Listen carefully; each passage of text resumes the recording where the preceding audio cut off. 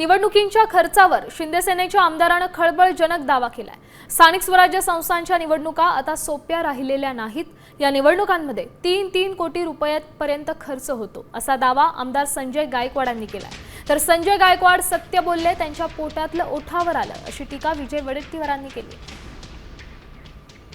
आता का जिल्हा परिषद, पंचायत समिती, नगरपालिका निवडणुका सोप्या राहिल्यात? 1-1, 2-2 कोटी, 3-3 कोटी, काही ठिकाणी तर 100-100 बोकडे एका जणाकडून। इतके महाग निवडणुकीमध्ये कार्यकर्ता उद्ध्वस्त होतो। आणि म्हणून प्रामाणिकपणे आमची पण इच्छा आहे की जे धोरण चिखलीचं ठरल, जे मलकापूरचं ठरल, जे खामगावचं ठरल, तेच धोरण जर बुलढाण्यात ठरत असेल तर आम्ही युतीला तयार आहोत। ज्याला जशी सवय तसं वक्तव्य, सवय लागली आहे। हे सगळे काय म्हणतात त्याला, खोक्यांची आणि बोक्यांची।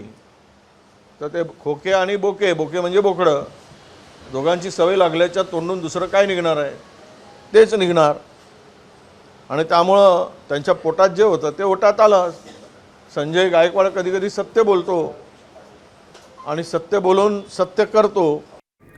आता isakal.com आहे देशातील नंबर 1 ची मराठी न्यूज वेबसाईट।